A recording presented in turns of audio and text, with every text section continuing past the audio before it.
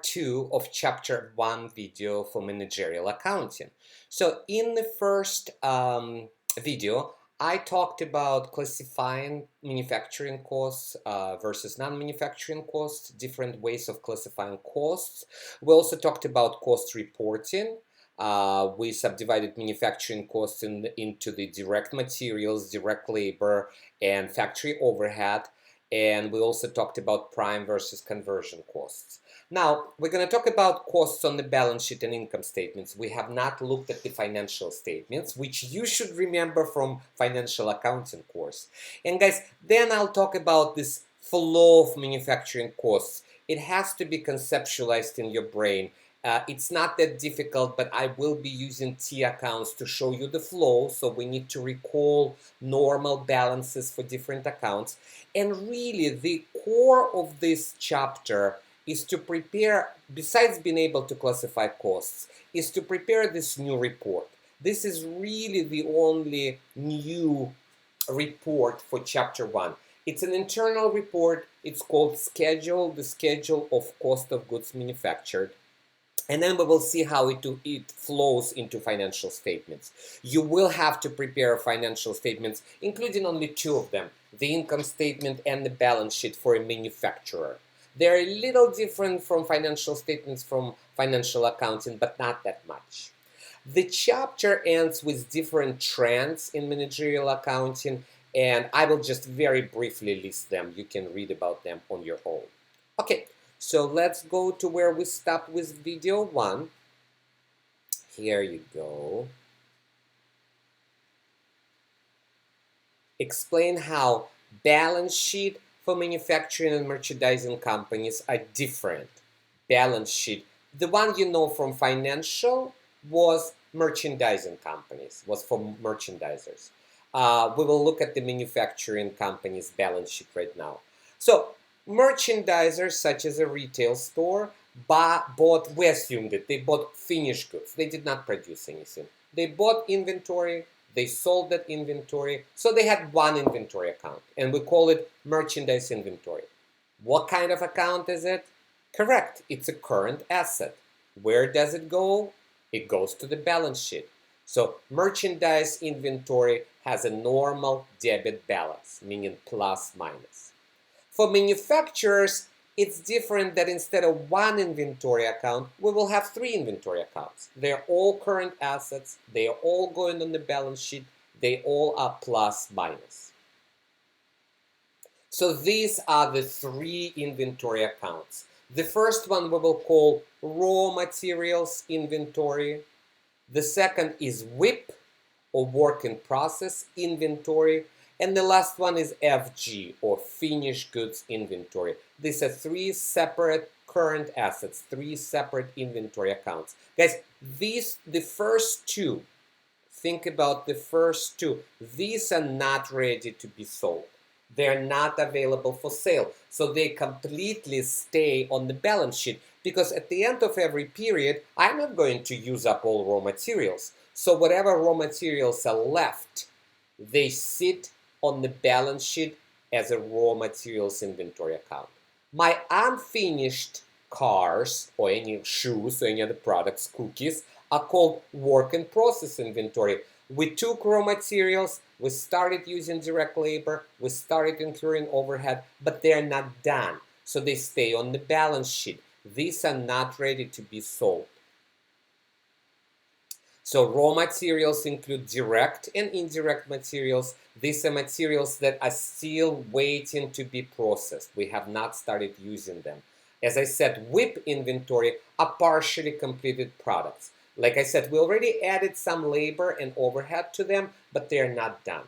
Finished goods inventory are finished shoes or finished cookies. So those that we finished and sold go to the income statement, right? If we sold cookies, so parts of it we sell within the period. So this finished goods becomes cost of goods sold. And as cost of goods sold, it goes on the income statement.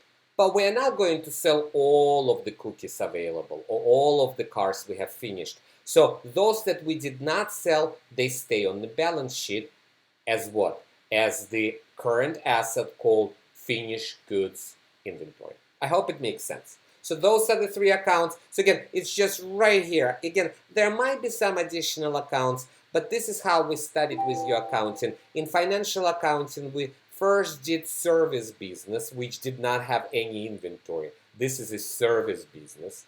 And then we studied the merchandiser, so we added one inventory account. And now we're going to look at the manufacturers, and we have those three inventory accounts that I mentioned. That's the primary difference. There could be some other unique assets that we didn't see in financial accounting, but the primary difference, and all I need you to remember, are those three inventory accounts. Okay, so compute the following three measures using the information below. You know what? Before I go into, well, let's do this one. Cost of materials used, cost of goods manufactured, cost of goods sold. So we have our three inventory accounts. So guys, these are permanent accounts. They all have beginning balance, BB, beginning balance. So how do I calculate cost of materials used? So the cost of materials used will appear right here. So when I use materials, I issue them from raw inventory. I want to remind you that all inventories are plus, minus, plus, minus. So when I use materials, I debit work in process and I credit raw materials inventory. So if I know beginning balance and I know ending balance, then the difference will pretty much give me, well, plus any kind of purchases. So if I know beginning balance, what I had in the beginning of the period, plus any kind of purchases I made during the period, minus ending balance, that will give me cost of materials used. Okay, so what's the beginning balance of raw materials? 15,500. And right away, I put beginning inventory for WIP, and I put beginning inventory for FG, for finished goods, right? These were ending inventories from the previous period. We need to add during the period, what did we purchase? Raw materials purchased, 66,000, right here. So together, you can think of it as raw materials available for use, everything. How do I find cost of materials used? Well, I subtract ending balance. This is the formula for all of them. Beginning balance plus what's incurred, what happened, what's been added during this period, minus ending balance gives you what's been used. So materials used is available for use minus ending inventory. The ending raw materials inventory was given right here. So cost of materials used, $70,900. Where does it go? It goes into the work in process. So these are my cookies that I did not finish. 29,000 of them are left. And then during the period, what do I add? I add materials used right here. The $70,900 goes to this WIP. Debit WIP, credit RN. I also add direct labor. Direct labor did not stay in the inventory. Labor cannot be saved in the inventory. Where did I find direct labor? Right here. So you just need, they give you data, you need to know where it goes. And I also add factory overhead. Again, I didn't save overhead. It cannot stay in inventory. It's not physical, tangible in nature. So they gave me $80,000. Beginning balance added during the period. Together, this is total available. And guys, my second question, well, what's cost of goods manufactured? How much did I finish? How much did I manufacture? How much did I complete? It's all of these four together minus what I didn't complete. What is the ending WIP inventory? Here it is, ending WIP inventory, 44. 217,900 minus 44 gives me cost of goods manufactured. That's going to be our focus. This is going to be our report for cost of goods manufactured. Where do these cars or cookies go? They go into finished goods, right? Once I manufacture them, I move them to finished goods inventory. I need to know cost of goods sold, right? So I have the beginning inventory plus I'm going to add cost of goods manufactured. This is what I have available for sale. And how much did I not sell, which is ending finished goods. Subtract that, that gives you cost of goods sold. Where does this 160,500 go? It goes on the income statement. So again, look at the finished goods. This is total completed, all my finished cookies. The ones I sold goes on the income statement. The ones that I did not sell will stay on the balance sheet as the final balance of this inventory account.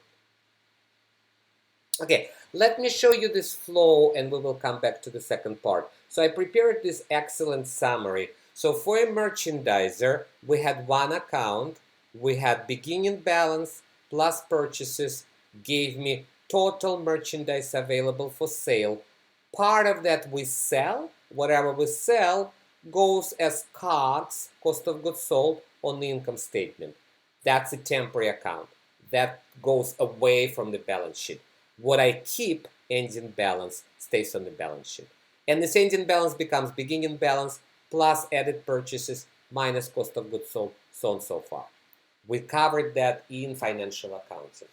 For a manufacturer, you have three accounts, RM, WIP, and FG inventories. Each one of them has beginning balance, and then we add our activities during the period. So for raw materials, we had beginning balance, plus we added purchases, total available, minus ending balance gives me materials used. They could be direct or they could be indirect. But right now we are not talking about indirect, that will be in chapter 2. So where does direct materials, where do they go? WIP, beginning balance, plus direct materials used, plus labor, direct labor, plus overhead, gives me total available, total manufacturing costs, minus ending balance, stays on the balance sheet, gives me how much I finished, cost of goods manufactured. And I put it in blue again because it will be a separate report. Talking about this, the report will, if you understand this T account, then preparing this report will be easy for you. Why do we move cost of goods manufactured? Because they're finished. So they go into the finished goods inventory.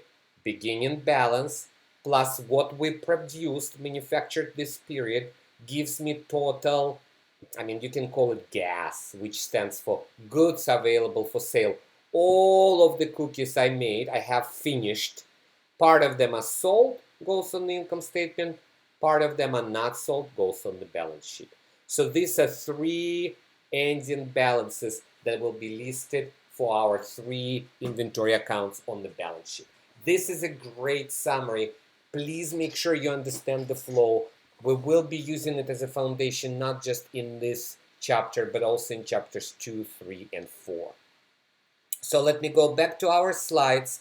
And then, guys, so we answered all of these questions. And then you can see we prepared the balance sheet, right? Where did we get those inventory accounts balances?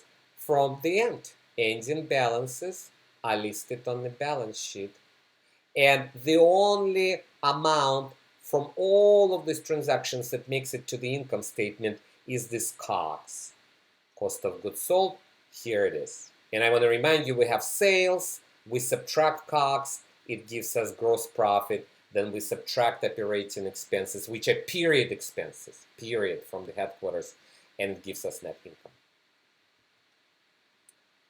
Okay, so I pretty much went over this, right? I went over how to calculate the differences in income statement between merchandisers and manufacturers. So again, for manufacturers, we get cost of goods manufactured, and that's a separate report. Let me move through this. Okay, let's talk about this schedule of COGM. It could be called manufacturing report or schedule of cost of goods manufactured. You will have to prepare it on the test, in your quiz, and in your homework. Again, this is a summary I prepared, kind of summarizes what we've talked about. But guys, so the schedule of cost of goods manufactured, you will have to prepare. I made it yellow. It's an internal report. Nobody sees it. That's why we're studying it in the managerial accounting course. The balance sheet and the income statement, I made them green because they're external. They go outside of the company. They are filed with the Securities and Exchange Commission. So again, remember what we talked about, right? If you, again, think about this WIP, we have beginning inventory plus direct materials, direct labor, factory overhead. These three together are total manufacturing costs. Plus beginning balance minus ending balance gives you cost of goods manufactured. That's the idea. It's the same idea right here. So this is what we're going to do. We're not placing beginning WIP in the beginning. It's okay. It doesn't matter how this report looks like. This is another problem with managerial accounting. In financial accounting, your financial statements pretty much looked mostly uniform. Here, however, because we are not audited, we are not guided by GAAP, the way your report looks in the textbook might be different from homework, might be different from one problem to another. You must understand what you're doing. You cannot just follow the pattern. But that's the pattern. You take direct materials, direct labor, factory overhead. All together, they will be given to you. You need to find them. They're not necessarily going to be given to you in the problem in that sequence. So that's total product costs or manufacturing costs. We classified them in video 1. All manufacturing or product costs. Add beginning WIP, subtract ending WIP. Let me make this ending WIP. I forgot to do this. This is a negative. Subtracted. Subtracted. Let me save. And it gives you cost of goods manufactured. Think about it. Anything you had in the beginning in WIP that was not finished from last year, last period, plus all what you produce now, what you incurred right now in your plant, minus what you did not finish, gives you finished cost, costs of finished goods, cost of goods manufactured. So that's cost of goods manufactured. Where does it go? It goes into the income statement. And the income statement takes sales and subtracts cost of goods sold. What is cost of goods sold? Cost of goods sold is beginning balance of finished goods plus cost of goods manufactured minus ending balance. Again, I know it takes a little time to process it, but it has to click. So cost of goods sold is all of the cookies you finished last year, but you did not sell them, plus cookies that you finished this period, minus the amount, those cookies that you did not sell. That gives you cost of cookies sold. Right? That's the income statement. Guys, NIBT is net income before taxes. These operating expenses, as I said, these are period costs, headquarter costs. And guys, your ending WIP ends up on the balance sheet. And guys, also, I could have put an error right here. Ending finished goods also goes on the balance sheet. And raw materials inventory goes on the balance sheet. And also cash, AR, these are, your regular current assets. So this is a great summary slide to understand. And then mostly you will have to prepare the schedule. In some problems, they will ask you to prepare income statement and balance sheet. On the test, I will just ask you to prepare the schedule and the income statement. I will not ask you to prepare the balance sheet. So this is the detailed schedule of cost of goods manufactured. Again, think of the idea, right? Direct materials, direct labor, factory overhead. But factory overhead can consist of so many different things. Sometimes they give you a total, sometimes they give you all of this, and you have to decide what's part of overhead, what is not. So this is what you will be practicing. This is your basis. They show you how to calculate direct materials. Direct labor is usually one line, factory overhead. So total manufacturing costs, plus beginning WIP. It's beginning because it's December 31st, 2016, which is same as January 1st, 2017.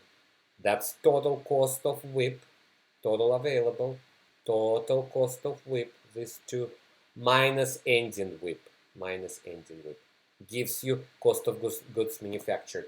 Where does this amount go? It goes on the income statement.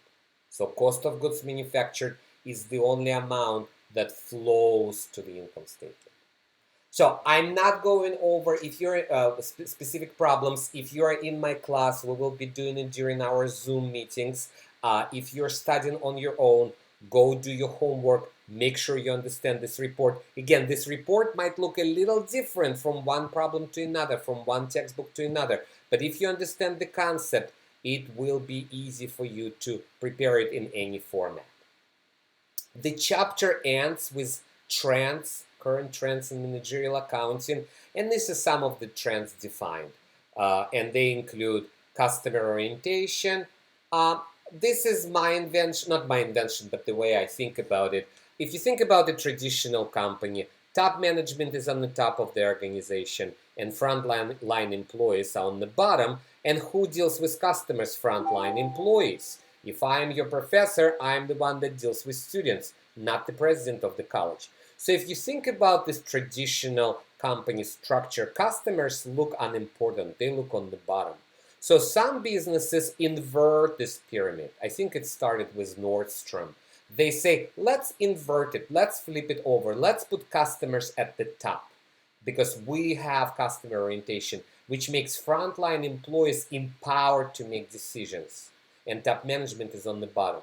And this concept, this trend, goes into empowerment and total quality management.